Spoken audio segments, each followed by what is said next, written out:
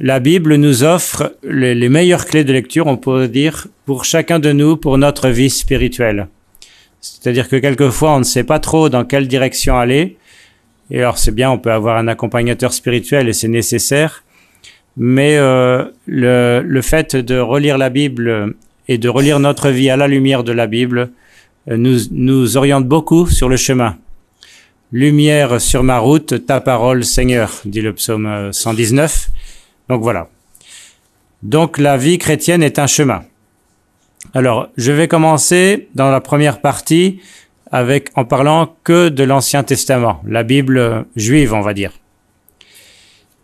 Et dans la Torah, ce qui nous est transmis, notamment, c'est la loi de Moïse. La loi qui contient les commandements que garde encore jusqu'à aujourd'hui le peuple juif. Alors, quelquefois, on a l'idée que ces commandements, c'est un ensemble de lois qui serait un cadre et il suffirait de se tenir dans ce cadre pour être en règle. Quelquefois, on a un peu cette idée-là. Bon, c'est vrai, il y en a beaucoup des commandements. Les rabbins en ont dénombré 613. Mais bon, si on fait gaffe et qu'on les connaît bien, eh bien, on reste dans ce cadre-là. Et puis voilà, toute la vie spirituelle serait là. En réalité, c'est pas du tout ça. Et la Torah, la loi de Moïse, c'est d'abord un chemin.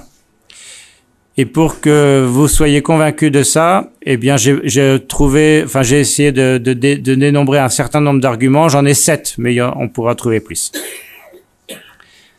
Donc, le premier, c'est que le mot Torah, en hébreu, c'est la racine hébraïque de ce mot, c'est yara. Et yara, ça veut dire montrer, indiquer, comme un panneau indicateur. Donc, on voyait qu'on est déjà, rien qu'avec ce vocabulaire-là, dans le vocabulaire de la route. Et les Juifs parlent volontiers de la halacha pour parler de la loi. La halacha, ça veut dire littéralement la marche. Oler, la racine oler signifie marcher. Donc, vous voyez que rien que le vocabulaire le dit très clairement. Maintenant, je vous invite à prendre votre feuille et si vous regardez la citation numéro 3 en Genèse 17, vous voyez comment le Seigneur parle à Abraham, c'est souligné. Je suis El Shaddai, marche en ma présence et sois parfait. Marche en ma présence et sois parfait. Vous voyez que c'est assez clair.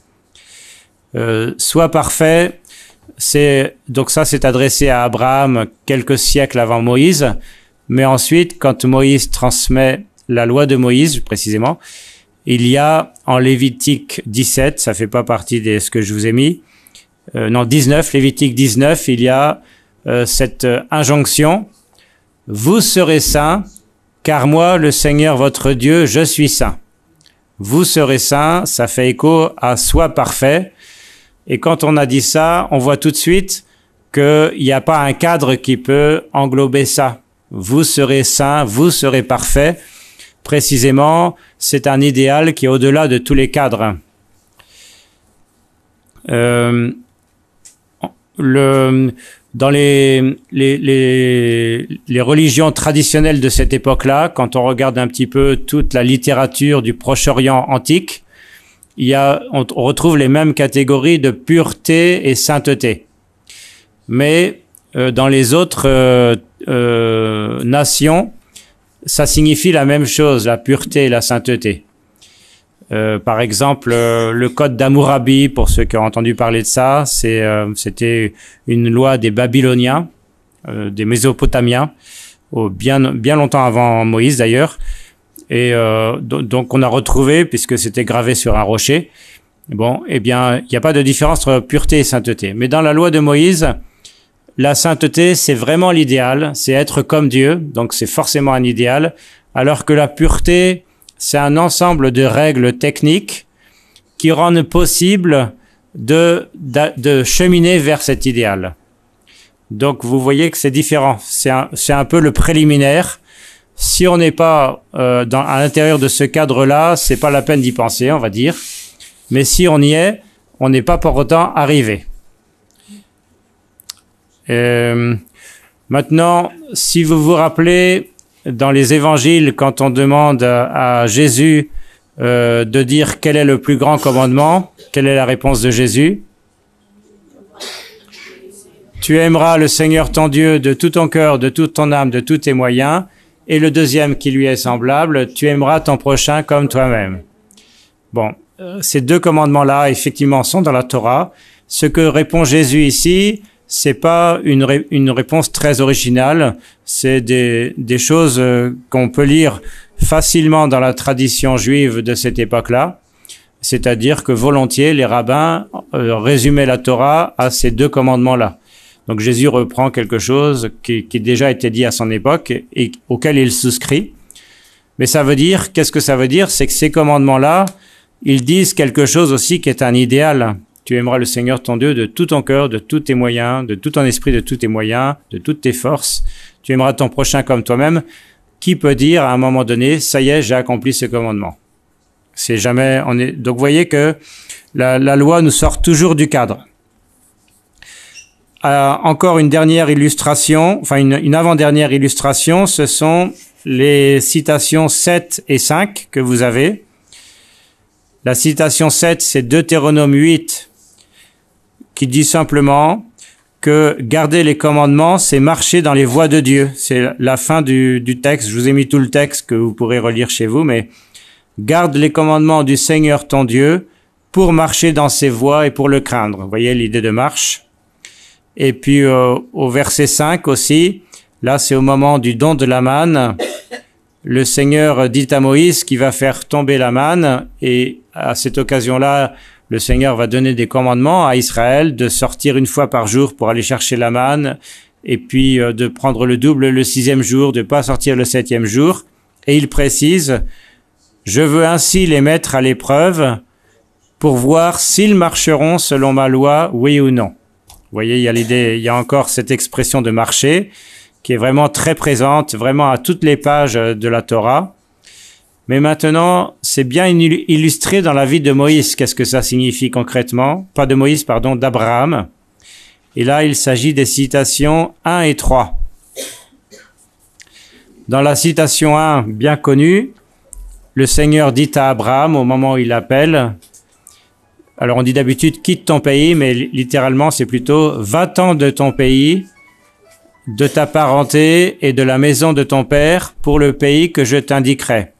Va-t'en lech lecha. Donc le début de la vocation d'Abraham, c'est une mise en mouvement vers un pays inconnu. Et puis en Genèse 22, je vous lis tout ce que je vous ai mis ici, les 2 premiers versets. Il arriva que Dieu éprouva Abraham et lui dit, « Abraham, Abraham !» Il répondit, « Me voici. » Dieu dit, « Prends ton fils, ton unique, celui que tu chéris, Isaac, et va-t'en, même expression, au pays de Moria. Et là tu l'offriras en holocauste sur une montagne que je t'indiquerai. » J'ai souligné la même expression, va-t'en, lech lecha, et sur une montagne que je t'indiquerai. Donc, le deuxième citation, en Genèse 22, vous avez reconnu le début de ce passage bien connu où qu'on appelle, dans la tradition juive, on parle pas du sacrifice d'Abraham, on dit la ligature. La ligature parce que Isaac a été lié, mais il n'a pas été sacrifié. Vous connaissez la fin de l'histoire. Au moment où Abraham allait porter le couteau, eh bien, l'ange a arrêté son bras et lui a dit, ne sacrifie pas ton fils. Je sais maintenant que tu crains Dieu. Et puis voici, donc Abraham a vu un bélier et il a sacrifié le bélier à la place de son fils. Donc je trouve que ce parallèle entre les deux, le premier passage où Dieu a appelé Abraham et il lui a demandé de partir, lech lecha, et va-t'en de ton pays, de ta parenté vers le lieu que je t'indiquerai. Et le deuxième passage où il lui demande de tout donner en donnant Isaac.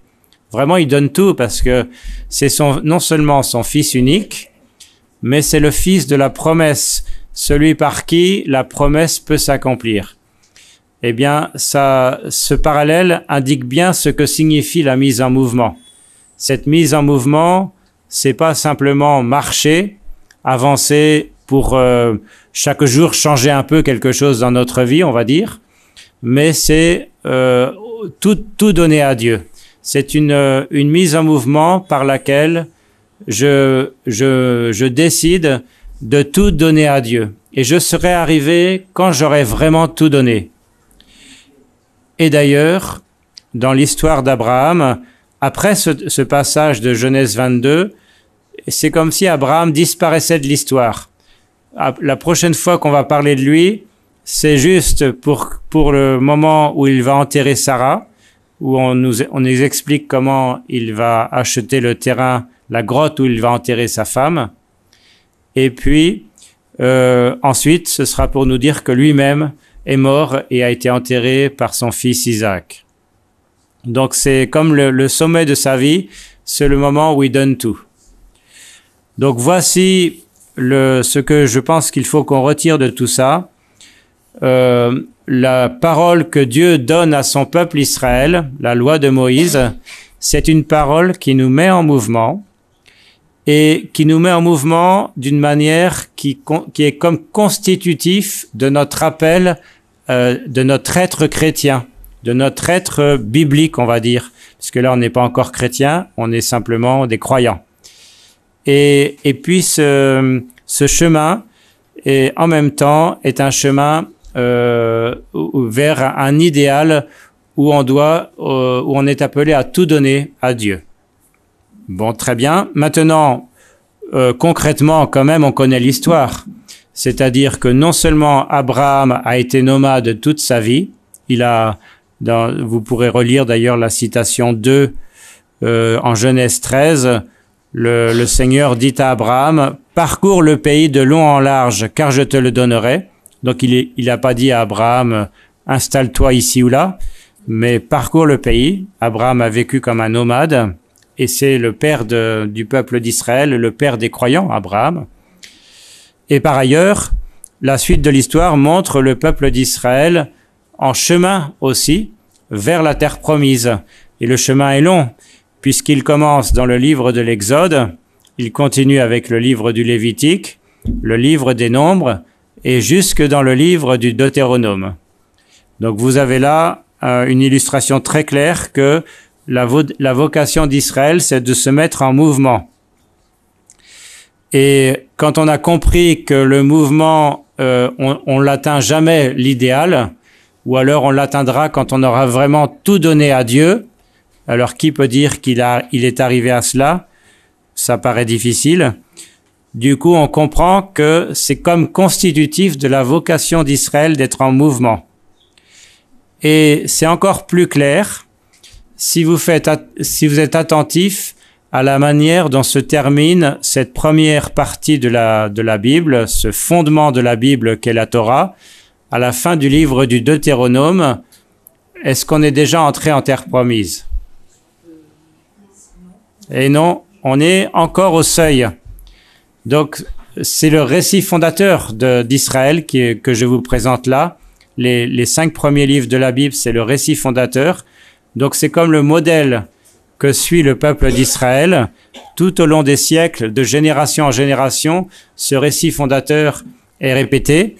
Aujourd'hui, dans les synagogues, semaine après semaine, on relit une partie de la Torah, chaque semaine une section, de telle sorte qu'à la fin de l'année, en ayant lu les 52 sections, on a lu l'intégralité de la Torah.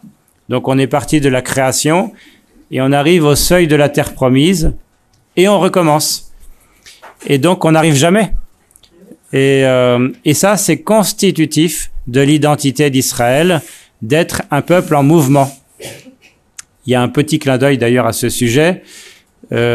Si vous avez lu dans votre vie une fois le livre de Jérémie, peut-être vous avez été attentif au chapitre 36 du livre de Jérémie. Le prophète Jérémie invite les notables et les anciens de Jérusalem, et puis il a aussi un autre invité qu'il fait venir. Cet invité, c'est le patriarche d'une tribu qui s'appelle la tribu de Récab, les Récabites. On ne parle jamais d'eux ni avant ni après. Mais Jérémie les invite comme l'invité d'honneur et puis il le présente comme un modèle. Pourquoi? Parce que cette tribu des Réchabites ont toujours été fidèles à la tradition de leur père, et cette tradition, c'est de ne jamais habiter une résidence en dur, de toujours habiter dans des tentes, et puis aussi de ne pas boire du vin. Et donc, c'est comme ce petit chapitre, ce petit détail on se demande pourquoi ça vient là. C'est comme un petit clin d'œil que le Seigneur nous dit à Israël. Votre idéal, c'est la vie nomade. D'ailleurs, il y a, j'y pense maintenant, mais ce qu'on appelle parfois la confession de foi du peuple d'Israël, en Deutéronome 26, commence par notre père était un araméen errant. Cet araméen errant, c'est Abraham. Donc, Israël, perpétuellement en marche vers la terre promise. Et d'où vient-il quand il est en marche vers la terre promise? D'où vient-il? D'Égypte. Et voilà où il faut en finir avec l'Égypte. Parce qu'en Égypte, au début, il était bien accueilli. Quand il est arrivé, le patriarche Jacob, il était accueilli par Pharaon à un moment d'une famine, mais les générations ont passé, et après, le nouveau Pharaon avait eu peur de ce peuple qui était devenu nombreux, et donc il a réduit en esclavage le peuple d'Israël. Donc, après quelques générations, les Hébreux, ils criaient vers Dieu à cause de leur dur asservissement qui devenait insupportable, et à cause de cela, parce que c'était insupportable, ils ont arrêté leur vie tranquille dans un pays riche. L'Égypte est un pays riche à cette époque grâce au Nil, qui nourrit à tout moment. Il apporte de l'eau et du coup avec l'eau, l'irrigation et toutes les possibilités de richesse. Et donc, Israël a arrêté d'être une nation tranquille et il s'est tourné vers le Seigneur. Il a crié vers Dieu et Dieu a entendu. Il dit à Moïse, j'ai vu la détresse de mon peuple, j'ai entendu son cri. Et donc, du coup, le Seigneur envoie Moïse. Donc, ça a été difficile d'arracher les Hébreux à l'esclavage d'Égypte. Ça s'est pas fait facilement. Vous vous rappelez les 10 plaies d'Égypte? Bon.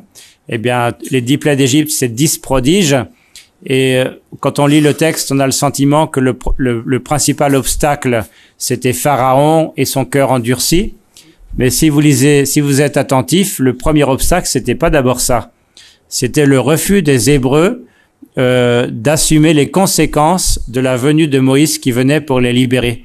Parce que les premières conséquences, c'était une aggravation de leur esclavage. Parce que Pharaon, quand on lui dit « laisse partir mon peuple »,« let my people go », eh bien, son premier réflexe, c'est de dire « non seulement je ne vais pas laisser partir le peuple des Hébreux, mais je vais aggraver son esclavage. Désormais, on ne leur fournira plus la paille pour faire les briques, ils iront la chercher eux-mêmes. » Donc, ils avaient encore plus d'asservissement et de corvée. Donc, le premier obstacle que Dieu a rencontré pour libérer son peuple, c'était le peuple lui-même. Le deuxième obstacle, c'était Moïse. Le troisième obstacle, c'était les éléments. C'était la mer Rouge qui se mettait comme en travers. Mais par la puissance de Dieu, les eaux se sont ouvertes et le peuple a traversé à pied sec les eaux de la mer Rouge. Donc, il s'agit d'en finir avec l'Égypte. Et quand on lit la suite, la traversée du désert, on voit que par moment, eh bien, on regrette. Parce que la traversée du désert, c'est pas si facile. On n'a pas toujours des bonnes choses à manger. Donc, vous pourrez aller voir au chapitre 11 du livre des Nombres, le peuple qui se rappelle les marmites de viande en Égypte et les petits oignons et les échalotes et tout le reste, et qui dit pourquoi le Seigneur nous a emmenés dans ce désert pour nous y faire mourir? Nous étions si bien en Égypte dans notre esclavage. Ils ont oublié, hein. Mais ça, c'est le propre de la vie, d'oublier certaines choses. Donc, il s'agit d'en finir avec l'Égypte et, surtout le plus important, la vie d'Israël. Et donc, comme entre ces deux moments, l'esclavage d'Égypte duquel il faut s'arracher et aller vers la terre promise où on n'en finit pas d'arriver. Donc au milieu, où est-ce qu'on est? On est au désert. Voilà toute l'histoire de la Torah, voilà toute l'histoire d'Israël. Et je vous ai dit que la Bible comportait les clés de lecture de notre propre vie spirituelle. Donc c'est vraiment important là ce que je vais dire. Tout le reste, vous pouvez abandonner et ne pas écouter, mais ça c'est important. Le peuple d'Israël, le Seigneur nous raconte l'histoire du peuple d'Israël pour nous raconter l'histoire de notre propre vie à nous. C'est votre vie qui est racontée dans le livre de l'Exode, le livre des Nombres, le livre du Deutéronome. C'est votre vie depuis votre esclavage d'Égypte. Identifiez votre propre Égypte, peut-être il y en a plusieurs d'ailleurs. Et puis, vous allez aussi vers la terre promise. Ça, c'est plus facile à identifier, la terre promise, c'est le royaume des cieux. Et alors, vous allez me dire, mais quand même, Moïse, tu exagères. Et vous auriez raison de dire ça parce que il suffit de lire la suite et on voit qu'avec Josué, le peuple est entré en terre promise, n'est-ce pas? Non seulement il est entré, il a conquis la terre et puis il s'est installé. Il s'est donné un roi. Et on a parlé du roi David que j'ai eu l'honneur de représenter avant-hier. Bon, et le roi David a été béni par le Seigneur et ensuite il y a eu toute sa dynastie. Donc il semble que quand même ce que je vous ai dit qui était un idéal inaccessible finalement ça a été accessible dans l'histoire d'Israël. Mais en réalité c'est une illusion et ça c'est important aussi pour nous. Il arrive que nous avons le sentiment d'arriver, mais c'est un peu comme à la montagne, vous savez. On voit le sommet, et puis on se dit, quand je serai arrivé là, j'y serai. Mais quand on y arrive, on s'aperçoit que le vrai sommet, il est encore derrière. Et donc, c'est pas forcément ce qu'a fait Israël, parce qu'il y avait un peu d'aveuglement. Il a sans doute pensé qu'il y était. Mais les faits se sont chargés de lui rappeler qu'il n'était pas arrivé. Donc les faits, c'est le drame de l'année 587. Bien sûr, 587 avant Jésus-Christ.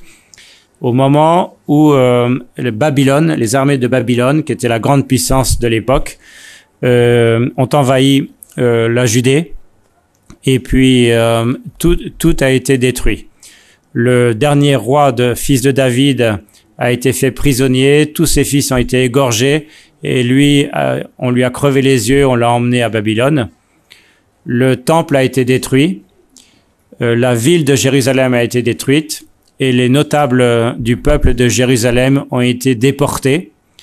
Donc tout se passe comme si tout a été perdu en même temps. L'alliance avec David, le temple de Jérusalem, la présence de Dieu, et puis même la présence sur la terre, ce qui était la terre promise donnée par Dieu, tout à coup on se retrouvait exilé, déporté en terre païenne, comme ramené au point de départ, comme ramené en Égypte finalement.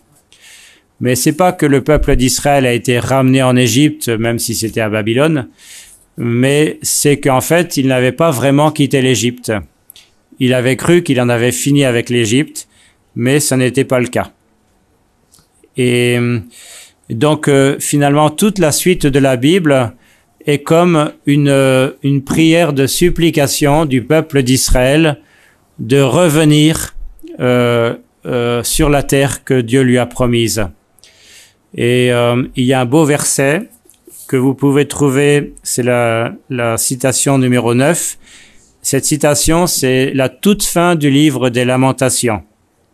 Le livre des Lamentations, c'est le livre que vous devez lire quand ça va pas, quand il y a vraiment quelque chose dans votre vie qui nécessite que vous criez vers Dieu et que vous savez pas les mots. Vous pouvez prendre les psaumes, mais le livre des Lamentations est aussi bien approprié. Et à la fin, vous voyez qu'est-ce qu'il est écrit? Fais-nous revenir à toi, Seigneur, et nous reviendrons. Vous voyez que c'est encore un mouvement, revenir vers Dieu. Mais c'est pas Israël qui dit Seigneur, nous allons revenir vers toi. C'est Seigneur, donne-nous la grâce, fais-nous revenir et nous reviendrons. Renouvelle nos jours comme autrefois.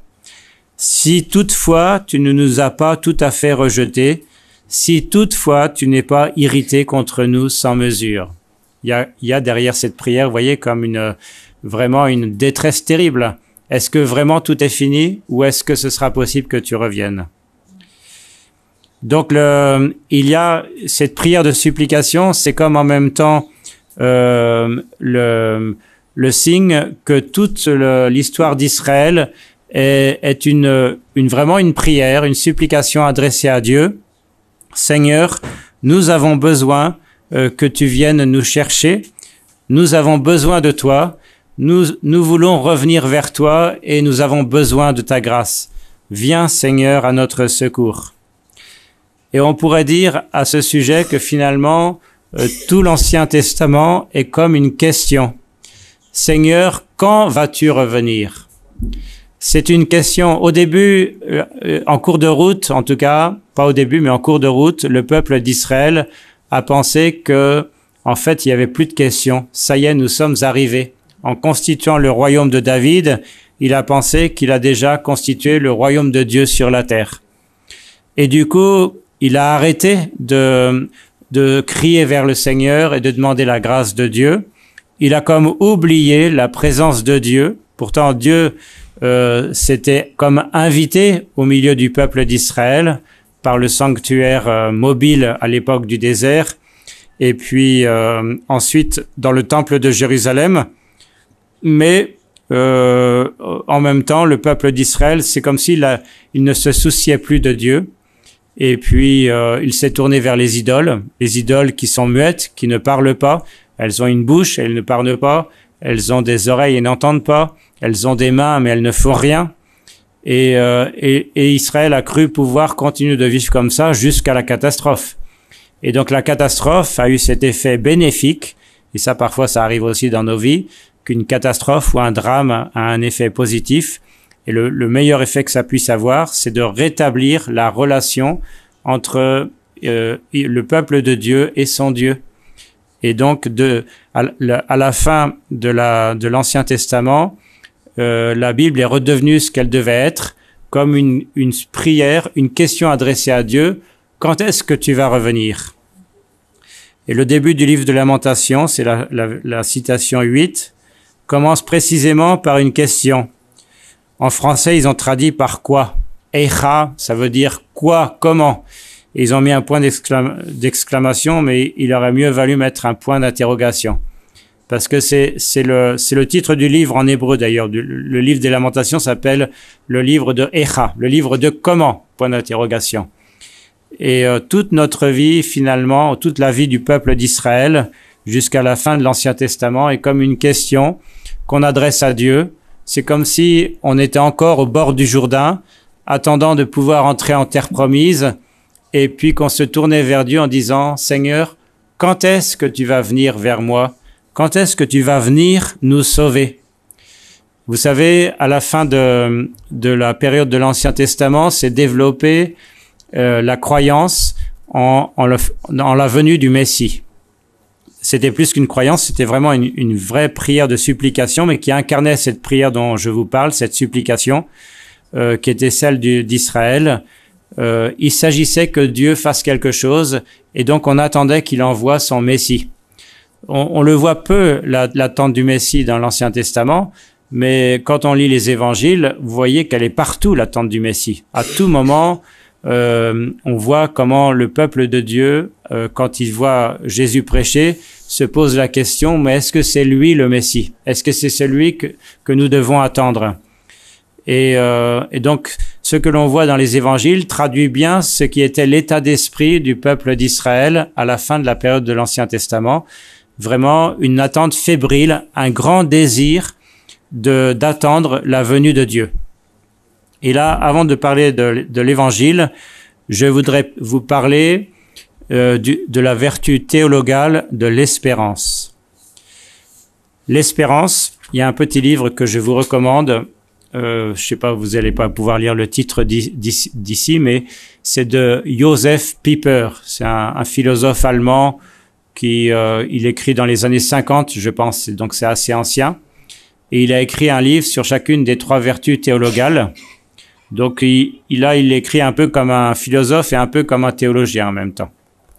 Et c'est un très beau livre où il montre bien, il dit quelque part que l'espérance le propre de la vertu d'espérance, c'est d'être la vertu de l'homme en chemin. Et ça traduit de manière très claire ce qui dit en utilisant une expression latine, le statut viatoris, le statut de pèlerin, de celui qui est en chemin, viatoris, de l'homme. Et l'homme est toujours en chemin, et il dit que l'expression, donc en chemin vers un idéal, une perfection de lui-même qui est au-delà de lui-même, ça fait partie de son humanité, si vous voulez. Et il dit que la meilleure expression de cette espérance, c'est la prière. Et c'est vraiment en disant ça, je ne sais pas s'il y pensait, mais enfin, il décrit exactement ce qui s'est passé dans l'histoire d'Israël, dans l'Ancienne Alliance.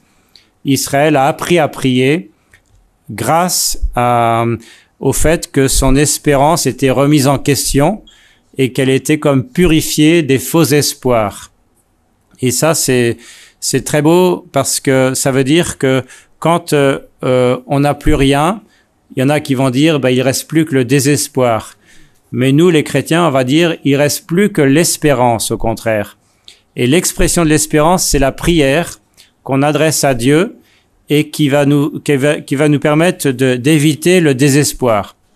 Les deux écueils de l'espérance, c'est d'une part le désespoir, c'est-à-dire celui qui n'a plus de désir, qui ne veut plus être sauvé, qui ne croit plus que c'est possible et qui s'enfonce dans ses propres ténèbres. Premier écueil. Le deuxième écueil, dit-il, c'est la présomption. La présomption, c'est celui qui pense qu'il va s'en sortir par ses propres moyens, qui compte sur ses propres forces. C'est l'écueil dans lequel est tombé le peuple d'Israël et qui l'a conduit au drame. Ça ne peut que conduire au drame, la présomption. Parce que l'homme, par ses propres forces, ne peut pas atteindre l'idéal qui, par définition, est au-delà de lui-même. C'est comme de vouloir escalader la lune, tout simplement. Donc, il est très beau de se dire que quand on lit l'Ancienne Alliance, on lit un petit peu tout notre propre chemin de nos désillusions, tout ce qui est notre route vers l'espérance, vers le salut attendu, vers le bonheur que nous n'arrivons pas à atteindre. Et puis en même temps, pas seulement ça, mais aussi toute la prière que Dieu a donnée à son peuple pour qu'il puisse orienter son désir vers Dieu, pour qu'il puisse réellement vivre de l'espérance. Et c'est pourquoi le sommet de l'Ancien Testament, c'est le psautier, le livre des psaumes. Parce que dans ce livre de prière, on a comme le résumé de la prière d'Israël, rassemblée par le peuple de Dieu, comme étant toutes les prières qui expriment le mieux son attente, son désir du salut, qui n'est pas encore arrivé. Et nous voilà donc, au terme de l'Ancien Testament, au début du Nouveau Testament, nous voilà donc au pied du Jourdain, devant le Jourdain comme devant la mer Rouge, devant un obstacle infranchissable, et notre cœur rempli du désir et de la prière adressée à Dieu pour qu'il puisse nous donner la grâce d'entrer en terre promise. Nous y sommes. Et précisément, quand on lit les évangiles, on voit que les évangiles, elles commencent exactement à cet endroit-là, au Jourdain, avec la prédication de Jean-Baptiste. Alors évidemment, en disant ça, je mets entre parenthèses les évangiles de l'enfance qui nous font comme un flashback, on va dire, pour nous dire mais d'où vient Jésus, voilà son histoire quand il était enfant. Mais le vrai début des évangiles, en tout cas c'est le cas pour l'évangile selon saint Marc, comme l'évangile selon saint Jean, le vrai début des évangiles se situe avec la prédication de Jean-Baptiste au Jourdain. Jean-Baptiste parle comme un prophète, envoyé par Dieu, et il dit « Convertissez-vous, car le royaume des cieux est tout proche ». Il parle comme un prophète, et les Juifs, venus de Jérusalem, de la Galilée, de toutes les parties où vivent les Juifs, au Jourdain, ils ont reconnu en lui un vrai prophète qui parle au nom de Dieu, et s'ils suivent le rite que propose Jean-Baptiste, le rite du baptême, en illustration de leur désir de repentance, C'est parce qu'ils sont convaincus que, enfin, la grâce de la repentance leur sera donnée. Fais-nous revenir, Seigneur, et nous reviendrons. Nous n'allons pas revenir de nos propres forces, mais nous attendons de toi la grâce du repentir qui nous fera vraiment revenir vers toi et entrer enfin en terre promise. Le rite du baptême, vous savez, ça existe toujours chez les Juifs. Ça, c'est encore quelque chose que les gens ne savent pas du tout. Ça existe, mais ça s'appelle pas baptême, évidemment, parce que pour les Juifs, baptême, ça fait trop chrétien. Donc, ils appellent ça mikvé. Mais le mikvé, c'est le rite que l'on fait subir. On le fait, en fait, les Juifs peuvent faire des mikvés à tout moment. C'est pas comme nous, le baptême une fois dans notre vie. Mais il y a un moment important et à tout prix nécessaire, c'est quand un non-juif demande à intégrer le peuple juif. Eh bien, le moment où il va le faire, le rite final, c'est le rite du mikvé, le rite du baptême. Et c'était déjà l'époque, ça à l'époque de Jean-Baptiste. Ça veut dire qu'en leur proposant un mikvé, un baptême, Jean-Baptiste disait aux Juifs, certes, peut-être vous habitez à Jérusalem, vous avez votre maison dans la terre que Dieu a promise, mais spirituellement, vous êtes toujours des païens, vous êtes toujours encore englués dans votre esclavage d'Égypte. Mais moi, j'annonce le moment où la grâce de Dieu va vous être donnée et vous allez pouvoir réintégrer votre identité de fils de Dieu, de fils d'Israël.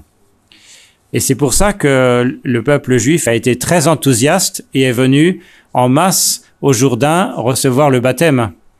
Il y a plein d'indices dans le Nouveau Testament que Saint Jean-Baptiste était vraiment un très grand personnage aux yeux de tout le peuple juif.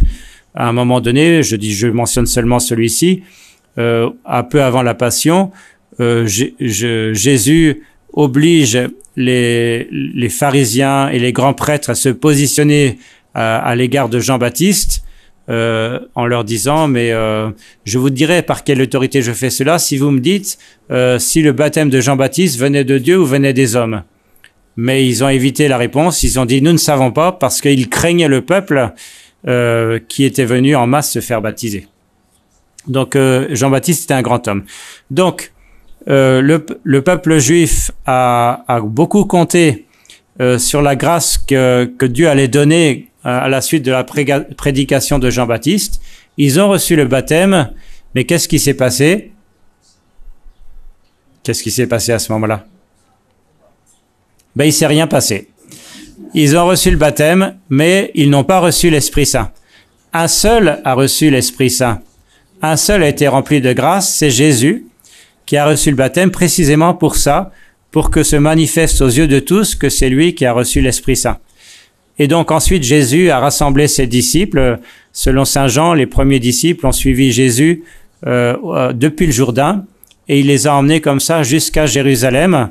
Donc, ces personnes qui ont suivi Jésus et qui sont devenues disciples ont marché derrière Jésus. Ils se sont mis en mouvement, un peu comme Abraham.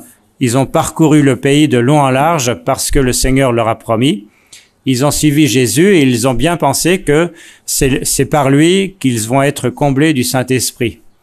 Et au moment d'arriver à Jérusalem, lieu où on pouvait attendre l'accomplissement de toutes choses, eh bien, il y a eu, alors là, la catastrophe, la nouvelle catastrophe. La nouvelle catastrophe, c'est pas que Jésus a été mis en croix. C'est le repas qui a précédé. Le dernier repas, le repas pascal, qui a eu lieu dans la salle haute, vous savez. Jésus a beaucoup parlé avec ses disciples et il les a comme invités à ce repas lui-même. On le voit bien dans la manière dont il leur lave les pieds. Et puis ensuite, il leur fait un certain nombre de recommandations, de discours. Mais il y a deux paroles qui a tout mis par terre pour les disciples. Ces deux paroles, vous les avez dans votre feuille, ce sont les citations 13 et 14. Il faut se rappeler qu'il s'agit des disciples. Les disciples, on l'a entendu hier à la messe, ils avaient tout quitté pour suivre Jésus. Et puis Jésus leur dit, au moment où enfin ils étaient sur le point de recevoir la grâce, Jésus leur dit, là où je vais, vous ne pouvez venir. Alors légitimement, Pierre, il est choqué. Et il lui dit, Seigneur, mais où tu vas? Et Jésus lui répond, mais là où je vais, tu ne peux pas me suivre maintenant, tu me suivras plus tard. Et Pierre lui dit, mais pourquoi est-ce que je peux pas te suivre à présent? Je donnerai ma vie pour toi. Vous voyez comment suivre Dieu, marcher avec Dieu, c'est comme Abraham, c'est tout donner pour Dieu, donner sa vie. Et Pierre est prêt à ça. Mais Jésus le remet gentiment en place. Tu dis que tu vas donner ta vie pour moi, mais en vérité, d'ici quelques heures, tu m'auras renié 3 fois en face des hommes. Donc, là où je vais, vous ne pouvez pas me suivre, dit Jésus. Et puis, citation 14, encore un peu et vous ne me verrez plus, et puis un peu encore et vous me verrez. Vous ne pouvez pas marcher à ma suite, vous n'allez plus me voir, dit Jésus.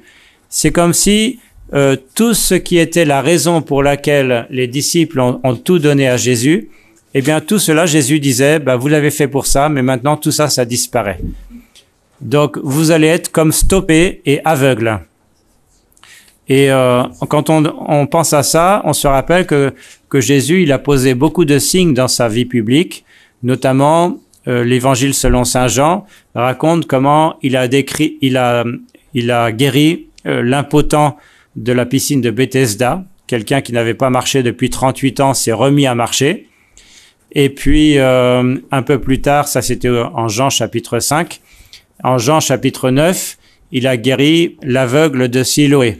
Celui qui n'a jamais pu voir, puisque c'était un aveugle-né, eh bien, celui-ci a été rendu capable de voir. Donc, les disciples auraient pu se rappeler ça. Peut-être que je vais pas pouvoir marcher, je vais pas pouvoir voir Jésus, mais quelque chose me sera redonné plus tard, comme ça a été le cas pour l'impotent de la piscine de Bethesda et pour l'aveugle de Siloé. Et puis, ils auraient pu se rappeler aussi la résurrection de Lazare. Lazare, il était même carrément mort depuis 4 jours. Donc, a priori, il n'y avait plus aucun espoir, n'est-ce pas? Et puis, et là, c'est la citation 12, au chapitre 11 de Saint Jean. Si vous lisez bien ce qui est dit quand Jésus ressuscite Lazare. Lazare, viens dehors, dit Jésus. Le mort sortit, les pieds et les mains liés de bandelettes, et son visage était enveloppé d'un suaire. Donc il sortit, mais il avait les pieds liés. Un peu bizarre de marcher avec les pieds liés. Et puis il avait le visage enveloppé d'un suaire. Ça veut dire qu'il ne pouvait rien voir non plus. Donc c'est un petit indice, mais dans ce petit détail, moi je vois assez clairement, comme si le Seigneur avait bien voulu montrer que la puissance de vie qui va être déployée dans sa résurrection va permettre à ceux qui ne pouvaient plus marcher derrière Jésus de marcher, même si a priori ils ont les pieds encore complètement liés, et puis de voir eux qui ont le visage complètement voilé, eux qui sont complètement aveuglés, ils vont pouvoir voir ce que leurs yeux ne pouvaient pas voir jusqu'à présent. Donc Jésus, je continue l'histoire, a avancé tout seul vers la terre promise. C'est lui seul qui a donné sa vie et qui est entré dans la terre promise par sa résurrection. Et les disciples, dans un premier temps, ont été spectateurs de ça, spectateurs lointains de la croix. Ils ont aussi bénéficié des apparitions de Jésus ressuscité. Ils ont vu Jésus ressuscité, mais encore à ce moment-là, ils n'ont pas encore partagé cette grâce-là. Mais Jésus leur dit, restez à Jérusalem avec la Vierge Marie, restez dans la chambre haute, dans la prière, et là, vous attendez la force qui viendra d'en haut sur vous. Et cette force est effectivement venue dans le Saint-Esprit. Ils ont reçu le Saint-Esprit le jour de la Pentecôte. Il y a un grand coup de vent, des langues de feu sont descendues sur eux. Et donc ce moment-là extraordinaire, qui est entre parenthèses, est la vraie rupture au milieu de la Bible. Souvent, on fait une rupture entre l'Ancien et le Nouveau Testament. Mais la vraie rupture, c'est pas au moment où on passe de l'Ancien au Nouveau Testament. C'est au moment où Jésus est ressuscité et que l'Esprit Saint descend sur les apôtres. Parce qu'à ce moment-là, les apôtres sont comme ramenés au Jourdain il bénéficie de la même expérience que Jésus avait faite au Jourdain. Il a été rempli du Saint-Esprit. Jésus au Jourdain, maintenant ce sont les apôtres. Et maintenant, ils sont rendus capables d'avancer vers la terre promise. À tout moment, lorsque par la foi, ils accueillent le Saint-Esprit, ils sont comme projetés dans la terre promise, dans le royaume des cieux, qui est vraiment là présent pour eux. Et ils peuvent continuer d'avancer dans leur vie spirituelle jusqu'à l'accomplissement de leur vie, jusqu'à Jérusalem, jusqu'au moment où, par grâce de Dieu, il leur sera donné de vraiment tout donner à Dieu. Il faut le voir comme une grâce, ce moment qui sera celui de notre mort, de notre passage. Ce sera une grâce parce que jusqu'à présent, nous n'avons pas encore tout donné à Dieu. Jusqu'à présent, il y a des choses que nous avons retenues parce que c'était pas encore le moment, nous n'avions pas la grâce. Et puis peut-être aussi parce que nous n'avons pas encore tout à fait fini avec l'Égypte. Il reste un peu des choses à détacher. Donc nous n'avons pas encore tout donné, mais continuons de demander la grâce, continuons de prier, continuons de nous nourrir des psaumes qui sont dans la parole de Dieu pour pouvoir être en mesure, le moment venu, de tout donner à Dieu. Et à ce moment-là sera le moment, le plus beau jour de notre vie, qui sera le moment de notre mort. Mais à ce moment-là, nous serons projetés définitivement dans le royaume des cieux. Je voudrais dire à ce sujet, combien de temps il me reste? Oui, ça va aller. Je vais d'abord vous raconter une histoire et puis ensuite, je vais revenir sur le thème de l'espérance. L'histoire, c'est celle de Rabbi Akiva. Est-ce que certains d'entre vous ont entendu parler de Rabbi Akiva? Oui, quelques-uns, mais la plupart non. C'était un rabbin du 2e siècle après Jésus. Donc il appartient au peuple juif, au peuple élu, mais pas le peuple de Dieu qui est l'Église. Et au 2e siècle après Jésus, il y a une révolte juive qui a été très durement réprimée par les Romains. Et donc lui, ce rabbin qui était le grand rabbin de sa génération, celui qu'on honorait comme le plus grand des rabbins de sa génération, il a été fait prisonnier par les Romains. Il a été arrêté parce qu'il continuait d'enseigner la Torah, ce que les Romains avaient interdit. Il y avait une très grave persécution religieuse contre les Juifs. Et donc, il a été martyrisé par les Romains qui lui arrachaient la chair avec des crocs de fer. Et alors, c'est légendaire sans doute, mais c'est une belle histoire qui est racontée dans le Talmud, où pendant qu'on lui arrachait la chair, lui, il récitait le Shema Israël. Shema Israël, Adonai Eloheinu, Adonai Echad. Écoute Israël, le Seigneur est notre Dieu, le Seigneur est un. Et ses disciples qui étaient juste à côté, c'est dans ce sens-là où l'histoire paraît légendaire, parce qu'on n'imagine pas qu'ils étaient à côté de la table de torture. Mais ils étaient là, et puis ils disaient, Maître, faut-il aller jusque-là? Et Rabbi Akiva dit, taisez-vous, pour la première fois, je prie le Shema Israël en vérité. Et puis, il dit donc, Shema Israël, Adonai Eloheinu, Adonai Echad. Et au moment où il dit Echad, ça veut dire un, le Seigneur est un, eh bien, il rend l'âme à Dieu. Et puis à ce moment-là, il y a une voix qui vient du ciel, la voix de Dieu qui dit « Heureux es-tu, Simon, fils de... » je sais plus comment s'appelait son père. Enfin, « Heureux es-tu, Simon, parce que tu as été trouvé digne de mourir en proclamant l'unicité de Dieu. » Et donc cette histoire est racontée jusqu'à aujourd'hui, elle est même présente dans nos Bibles, sans qu'on le sache. Alors pas nos Bibles françaises, mais si jamais vous avez une Bible en hébreu, et si vous êtes capable de lire l'hébreu, eh ben vous pourrez vérifier, ou si vous trouvez quelqu'un qui peut le faire pour vous, vous pourrez vérifier que dans la Bible en hébreu, il y a 2 lettres qui sont écrites plus grosses que les autres. Et ce sont dans toutes les éditions hébraïques de la Bible. On s'est toujours respecté ça. C'est la lettre, la dernière lettre du mot écoute, Shema, qui est un Ain, et la dernière lettre du mot Echad, le Dalet, Et les deux lettres ensemble forment un mot en hébreu, ed, qui signifie témoignage. Et les copistes, de manière très fidèle, de génération en génération, gardent cette manière d'écrire le texte avec deux lettres plus grosses pour ne pas oublier le témoignage de Rabbi Akiva. Et ça illustre très bien ce que je vous disais, que finalement, le moment ultime de notre vie, c'est quand on aura tout donné, et c'est là que notre espérance sera aboutie. Alors, ça me permet de souligner une chose, c'est que notre espérance à nous n'est pas celle des Juifs. Et souvent, on a dans l'idée que ce qui nous distingue des Juifs, c'est plutôt le thème de la charité, de l'amour, parce que Jésus nous a enseigné l'amour des ennemis, et que dans l'Ancien Testament, c'est plutôt la loi du talion. D'ailleurs, Jésus dit, il vous a été dit, œil pour œil, dent pour dent, et moi je vous dis, aimez vos ennemis, faites du bien à ceux qui vous persécutent.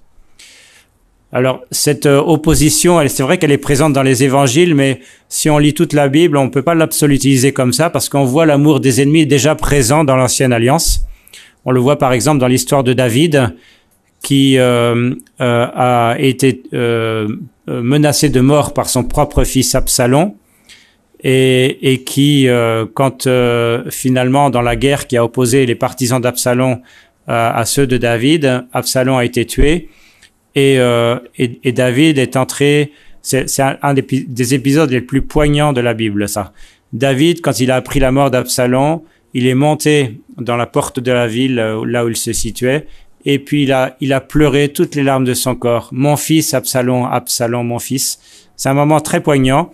La Bible raconte que l'armée qui pensait revenir victorieuse est revenue à Jérusalem comme une armée en défaite à cause de la mort d'Absalom, qui pourtant avait abusé des concubines de son père et puis avait cherché à le mettre à mort pour prendre sa place. Donc c'était pas... On voit bien l'amour des ennemis à l'œuvre dans le roi David.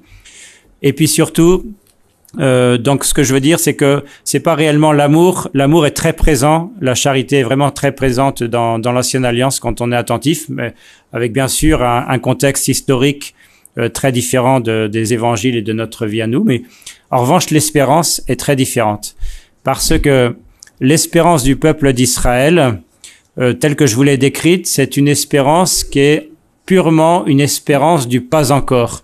Le peuple d'Israël attend la venue du Messie, mais le Messie n'est pas là.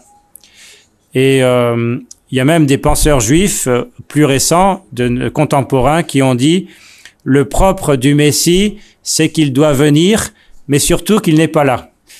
C'est le plus important, c'est qu'il n'est pas là parce qu'il doit venir. Et c'est vraiment une espérance du pas encore, c'est-à-dire on prie, on espère, et on attend que s'accomplissent les promesses de Dieu, mais elles ne sont pas accomplies. Tandis que l'espérance chrétienne, c'est une espérance du pas encore et du déjà là. Parce que notre prière est exaucée. Elle est exaucée si on prie dans la foi. Le Saint-Esprit nous est donné et le Saint-Esprit nous donne la vie de Jésus ressuscité. Il nous projette dans le royaume des cieux. Le royaume des cieux est aussi déjà là. Ça fait vraiment une différence de nature entre l'espérance du peuple juif et l'espérance des chrétiens. Parce que nous avons cette grâce. Alors bien sûr, je dis que notre prière est exaucée, c'est à l'heure de Dieu.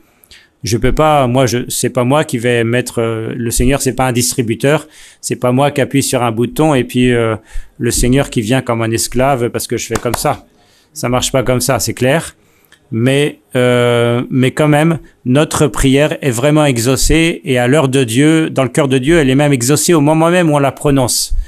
Dans l'Évangile, il est dit, c'est au chapitre 18, je dois vous lire quand même ce passage-là de la parabole de la veuve importune, vous savez, qui prie sans cesse un juge qui pourtant n'a aucun souci de la justice, mais qui le tanne jusqu'à ce qu'à la fin, il vienne accéder à ses désirs parce que elle vient sans fin me casser la tête, dit-il. Donc pas du tout par souci de la justice. Et alors la leçon de ça, c'est « Et Dieu ne ferait-il pas justice à ses élus qui crient vers lui jour et nuit, tandis qu'il patiente à leur sujet ?» Donc si Dieu n'a pas encore fait justice, ce n'est pas qu'il n'a pas vraiment entendu ou qu'il n'est pas pressé de répondre, c'est qu'il est en train de patienter. C'est lui qui doit patienter à notre égard. C'est nous qui mettons encore des obstacles, sans doute, pour que notre prière puisse vraiment s'accomplir. Parce que Jésus dit ensuite, « Je vous le dis, il leur fera rapidement justice, rapidement, prompte justice. Mais le Fils de l'homme, quand il viendra, trouvera-t-il la foi sur la terre ?» C'est ça la vraie question. Le Fils de l'homme, quand il viendra, trouvera-t-il la foi sur la terre? Donc pour que vous soyez convaincus de ça, je vous ai mis les citations 15 et 16. On va dire d'abord la numéro 16. Il est dit dans l'Épître aux Hébreux, nous avons une assurance parfaite, on va dire, pour l'accès au sanctuaire, c'est-à-dire le sanctuaire, c'est finalement le royaume des cieux, par le sang de Jésus, par cette voie qu'il a inaugurée pour nous, récente et vivante, à travers le voile. En disant le voile, il faudrait expliquer, mais c'est l'image du rideau qui sépare le saint du saint des saints, où il y avait la présence de Dieu dans le temple. Jésus a traversé ce rideau pour nous faire entrer dans le royaume des cieux. Et c'est comme ça que l'espérance est comme un voile, comme une ancre. Là, c'est la citation numéro 15. Elle est comme une ancre de notre âme qui pénètre au-delà du voile, dans ce rideau, là où est entré Jésus pour nous. Grâce à Jésus, il y a une ancre. C'est comme si notre navire était encore en deçà du rideau qui nous sépare du royaume des cieux, mais l'ancre est déjà dans le royaume des cieux. Donc nous y sommes reliés et il suffit juste maintenant que s'accomplisse toute chose et que nous attendions le moment de la grâce de Dieu, avec foi bien sûr, avec un grand désir, avec une prière renouvelée par ce désir et qui sera l'illustration de notre espérance et qui fera que nous atteindrons le bonheur sans fin du royaume de Dieu. Amen.